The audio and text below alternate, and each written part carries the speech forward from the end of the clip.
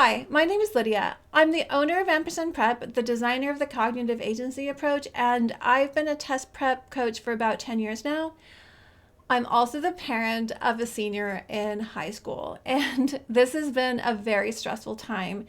He has been taking the SAT and the ACT. He is applying for so many scholarships, so many colleges, and juggling all of this with his extracurriculars and time enough to keep his grades up has been a lot. I just want you to know, parents, that I understand and I've been there, and I'm here to help. So a little bit about me. My background, I'm not an educator. I wasn't an educator. I was an appraiser. Um, has your child ever wondered or asked maybe, hey, when am I going to learn this thing I'm learning? When am I going to use it in the real world? Well, appraisers, we use pretty much everything that is tested on the SAT or the ACT in the real world. Appraisers do geometry, statistics, algebra when we are coming up with our values, and we read reports, write reports with graphs and charts. And let me tell you, if someone doesn't like your value for whatever reason, and what they love to do is try to find a spelling or grammar mistake in your report so they can say, hey, this appraiser doesn't know what they're talking about. Look at this grammar mistake. And so appraisers, we learn very quickly not to make grammar mistakes. Okay, so who is this presentation for? Well, this is for any parent who is looking to help their child get the SAT or ACT score they deserve.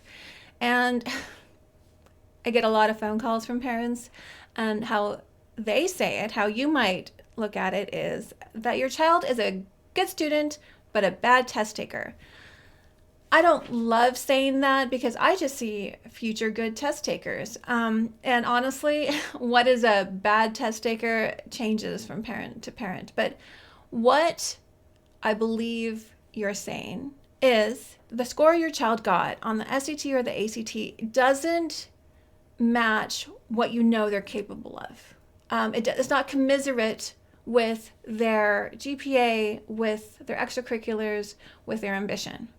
And we need to get their SAT or ACT score to complement, to support the rest of their high school application. Okay, so what I will share with you today in this presentation, what I've learned from the last 10 years, is the reasons your child is missing, how cognitive agency works, the differences between the SAT and the ACT, and really which one your child should be preparing for, and how this all fits into your college application. Really, I want to explain what admissions officers are thinking when they see an SAT or an ACT score. So the reason your child is missing questions on the test is one of four reasons.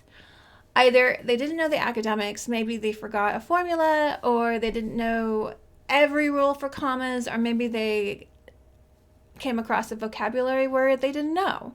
It happens. Maybe they made a mistake. Everyone makes mistakes. Sometimes students will run out of time. They've guessed on the last so many problems. Or the last reason is the question was counterintuitive.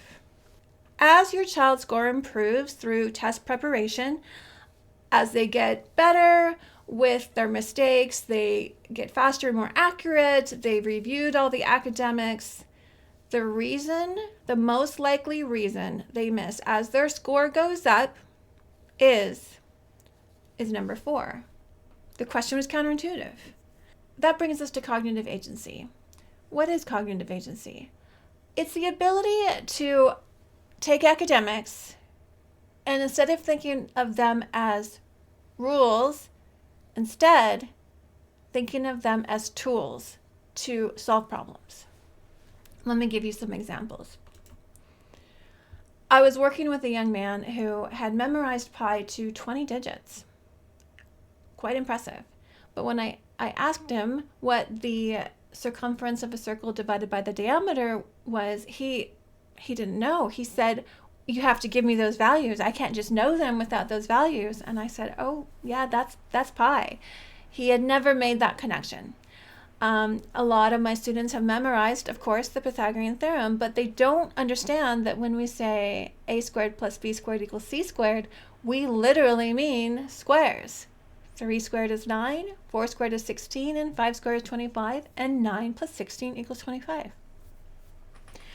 Cognitive agency is helping students not get tripped up by bias or common misconceptions. For example, ambivalence is the most often tested, in my opinion, word on both the SAT and the ACT, and I believe this is because people think they think it means I don't care, when it actually means you care about two things and they're in conflict.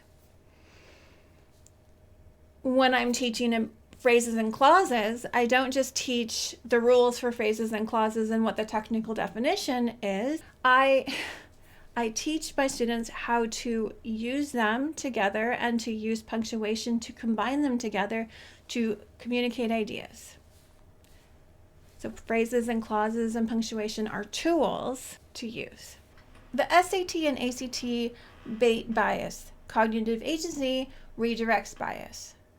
The SAT and ACT have distractor answers that seem right, and they have right answers that seem wrong. So what cognitive agency does is it teaches students how to not be wrong.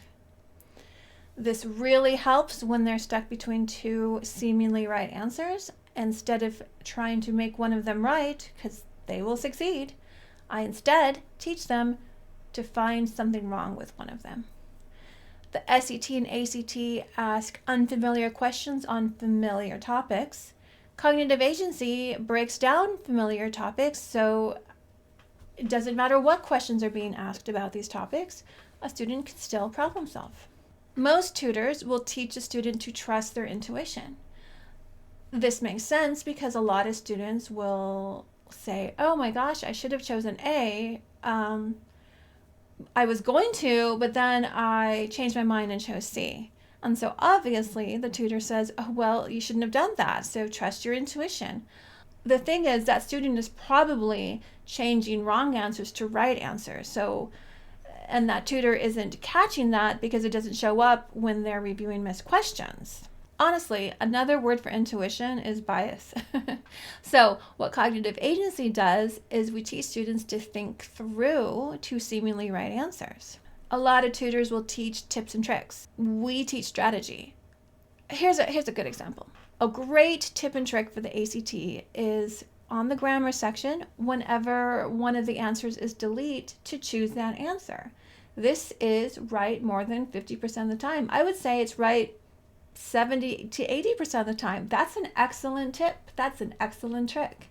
I want more than 70%. So what I teach my students to do is to start with delete and rule it out.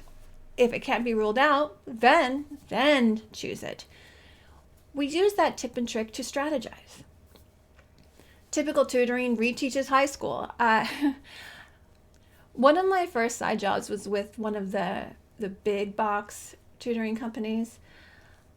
They charged $6,000 to $7,000 for a complete ACT course. Essentially, it retaught high school. I would sit there and I was teaching AP Calculus students pre-algebra, and it was such a waste of time. Scores went up a little bit, of course, but we're not going to do that here. We coach to the right answer. Students should not be working on stuff they already know and are good at. They should be working on stuff they struggle with. So how does cognitive agency help with those 4 reasons for missed questions? Well, when a student is struggling with academic content, we have one-on-one instruction. I've been doing this a long time, and I don't like classrooms for teaching. Classrooms, by their very nature, teach to the average. Whereas that's fine for high school, they have to get through the curriculum. When it comes to tutoring, we don't want to do that again. If a student is below average, they're lost. If someone is above average, they're bored. We're not going to do that here. I meet every student where they're at. How do we correct mistakes? Well, we review missed questions and we coach best practices. How do we deal with students who are running out of time? Well, We're actually quite unique in this regards. Most students get faster and more accurate as they practice. Isn't that something? Who would have thought? And so when students start with a guessing strategy, they're not reaching their potential. A lot of these tests are more difficult towards the end, and so if students are guessing when they run out of time, they're not going to practice those difficult questions. So what we do is we still time them, but we have them go over time. So I would rather them spend an hour and 10 minutes on a test instead of get to an hour and then stop. A week or so before the actual exam, we then look at the questions they're missing most often, what they're struggling with, and how much time they need to find. And then we come up with a unique guessing strategy. It is not one size fits all. It's unique for every student. How does cognitive agency help with the counterintuitive questions? The best way to get better at the counterintuitive questions is through experience. I've explained so many times how a trick question is tricky, but it's not until someone goes through the question itself that they really get it. When they make a mistake and they realize that they were tricked, they gain experience. And that way, it's going to be harder for them to be tricked in the future. This learning style is called praxis, and it's well supported with research. What we do is we share that experience. I mentioned earlier that we don't hold classes for one-on-one instruction. We do, however, hold classes for question review. Students will come to class and they will talk about their missed questions. So let's say a student says, you know what, I know the Pythagorean theorem. That wasn't my problem. My problem was the way they asked their question, I got the hypotenuse and the base mixed up. And so I did my math wrong. Another student listening to that will say, wow, I also know the Pythagorean theorem, so I need to watch for that sort of question so I don't fall victim to it. So that way, not only the student who made the mistake grows in intuition, but all the other students who are listening to that student explain their mistake, they also grow in experience. I would say our group classes, which I call question and answer master classes, are the best thing that we offer. These are not your typical test prep tutor class. These are not designed to save money or to get a lot of students through the curriculum. These are focused master classes. A lot of my students are very high performing, hardworking, and they're very busy. They've got all these other classes they're trying to maintain high grades in. They've got jobs, they're doing service projects, they have church, they cheerlead, they are in band, they're in sports, and they're busy. I've had so many students show up to class and say, hey, I wasn't actually able to take a practice test this week, but I still wanted to listen to what all the other students were talking about, because that is the most valuable thing that we offer, the opportunity to learn through experience. So SAT versus ACT, which one should your student prepare for? Well, it depends. There are some changes to the ACT. The ACT is going to be offering some options for students to take it online and to perhaps not take the science test. We've heard rumors about that. That part is not actually in this announcement. But that's going to be in April of 2025, so not yet. And that's only going to be for ACTs administered on Saturdays in some locations. Ugh, so frustrating, right? If your child is taking the ACT in school, this will not apply until next year. So just keep that in mind. So the ACT is digital or paper, but right now it's on paper. The SAT is completely online. I actually would say if you're going to take the ACT to choose paper, one of the best things about the ACT is the ability to annotate it. And I teach my students a lot of strategies with annotation.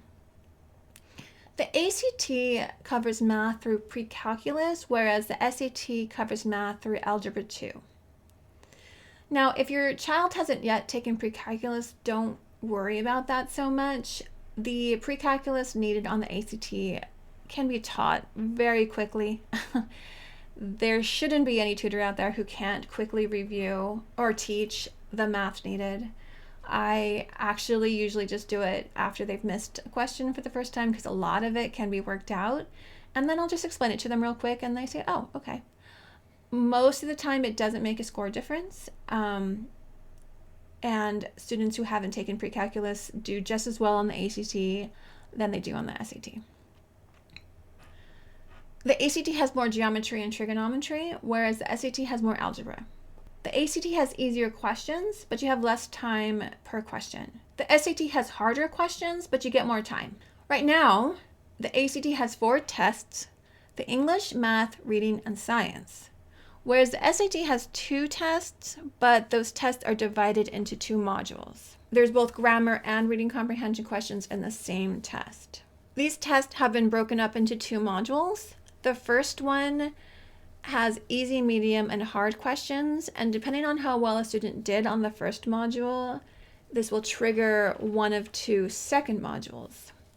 If they did well, they're going to get a second module with medium and hard difficulty questions, and if they didn't do so well, they're going to get a module with easy, medium difficulty questions. A lot of people say that SAT doesn't have a science section. Technically that's true, but all of the tests do have science questions. They have science questions in the math section, and they have a lot of science questions in the reading comprehension section. So when I'm working with a student to figure out which test they should take, I ask them these questions. Is geometry or trigonometry more intuitive for you, or is algebra? I ask them which one is their biggest issue, question difficulty or time management. We check the concordance tables to see, relatively speaking, which test they are scoring higher on if they've taken both tests. I do ask them to be flexible. I realized something over the past year. Okay, so I really don't like third-party tests. Even the big tutoring companies who write third-party tests make mistakes. And let me tell you, when a student comes to me and asks about a question they missed that is a bad question, not only do I have to explain to them the normal stuff I have to explain, I have to explain why the question's wrong. I have to rebuild their confidence, because they start wondering if they don't know something. Maybe they've even recategorized some things in their head, and I have to fix that. I have to rebuild their confidence because they're feeling bad that they didn't get it. It's so much work for no benefit, and we're trying to be efficient here. So I really don't like third-party tests. So what I've been doing when a student has run out of SAT tests, I have them take ACT tests.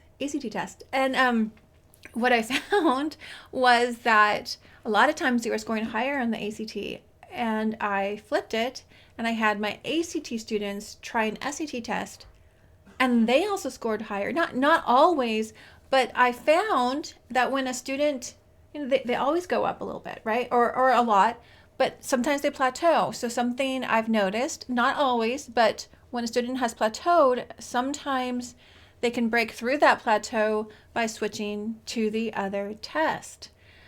I tell them this when they first enroll, and also telling them this makes them feel less worried that they have maybe sunk too much time in the wrong test, because they know that it actually might be to their benefit to switch tests. Look, all test prep is test prep, and so flexibility is definitely a plus. So let me tell you about our cognitive agency success session, because that's kind of a lot. These are sessions I hold for free with parents and students. We work out which test is best. We set realistic but ambitious goal scores. I explain a pathway to get there, and I let them know how I can help. That being said, I do this even for students who don't end up enrolling with me. Sometimes I'll even say, you know what, I'm not sure if you need my help. That's fine. And That actually happened the other day, and the student was so close. I explained a couple of things to her, and she said, "Oh, I didn't know they asked questions that way. I don't think I need tutoring." And I said, "Okay, good luck." I was very happy for her, and I actually think I got 2 referrals for her. So yeah, this is not a sales session. I am here to help. I also offer for every parent and student that comes to a cognitive agency success session, I will do an additional 30 minutes of tutoring for free with the student. The reason I do this is because I've been doing this a long time. I have my classes, and if a student doesn't believe I can help them, if they don't buy in to me and the cognitive agency approach, then I found even if their parents buy in, I just can't help them as much. And so I have this 30-minute session to sort of convince the student that I can help them. I tell students I'm auditioning for them. And that's what we do. So I have them bring questions they were struggling with, and I use the cognitive agency approach. I explain it to them, and I ask them, did that help? And then I go from there. So why does the SAT and ACT matter? So if you're watching this video, obviously the SAT and ACT does matter to you in your life. Your child has decided to aim for a school that looks at the SAT and the ACT in their considerations. Or they want to take the SAT and ACT to create a more robust college application. We all know why the SAT and ACT matter in that regard. But why does it matter? What are admissions counselors looking for? How do they think about the SAT and ACT? Why does it matter to them? That's what I want to get at right now. So MIT was one of the first schools that reversed their test optional policy. This is Stuart Schmill, the MIT Dean of Admissions. He says, "Our research has shown that, in most cases, we cannot reliably predict students will do well at MIT unless we consider standardized test results alongside grades, coursework, and other factors. These findings are statistically robust and stable over time, and hold when you control for socioeconomic factors and look across demographic groups. And the math component of the testing turns out to be the most important." That's a lot. Wow. Okay. Christina Paxton from Brown University says, "Careful statistical work by one of Brown's faculty members shows that students with higher SAT or ACT scores are less likely to encounter academic difficulty at Brown, and standardized test scores are a much better predictor of academic success than high school grades, which are exceptional for the vast majority of Brown applicants, but also carry the complication of being increasingly subject to grade inflation." So, to her, the SAT and ACT helps her figure out what students got high GPAs because they deserve them, I guess, and which got them from grade inflation. This is Jeremiah Quinlan from Yale. He says, "Simply put, students with higher scores have been more likely to have higher Yale GPAs, and test scores are the single greatest predictor of a student's performance in Yale courses in every model we have constructed." What does this lady say? She says, "What makes the biggest difference in test scores is when a student starts thinking of academics as tools to leverage rather than obstacles to stop them. This is the biggest reason we see higher average scores the more socioeconomically privileged a student is, not because they are inherently smarter. Classism is a problem, not an explanation, but they are socialized to think this way, which means it is not innate. It can be taught, nurtured, and develop." That's from yours truly, the designer of the cognitive agency approach. The thing is, why SAT and ACT scores matter so much is because whereas they can go up with tutoring, as you can see here, we'll talk about this in a second, a student stands alone on test day. Nobody helps them with that test on test day. Their teachers can't take it for them. Their parents can't take it for them. I can't take it for them. They take it themselves. extracurriculars, sports, essays, those can all be done by somebody else or heavily influenced by somebody else, but not an SAT, ACT score. And so it really shows something individual about the student. Now, tutoring can help and does help.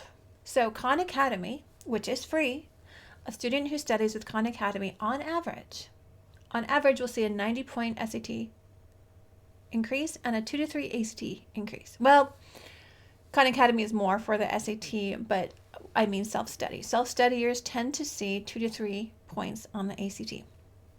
The typical tutoring company usually sees gains of 120 SAT points and 4 ACT points.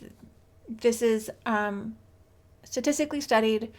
College Board and the ACT both run these numbers. When we hit 2 years, we looked at our own numbers. Now, when I calculated these numbers, I included everyone who completes the program, not every student who enrolled. Not everyone completes the program because they have to do it themselves. They have to have that agency. But for the students who had the agency to complete the program, and I will explain to you what that means at a cognitive agency success session,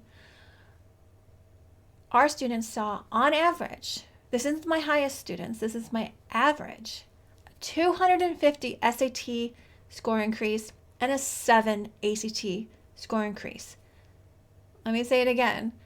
Cognitive agency can be taught.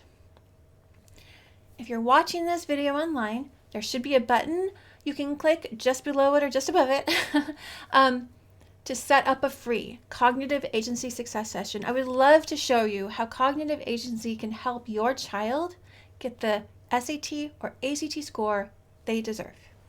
Thank you.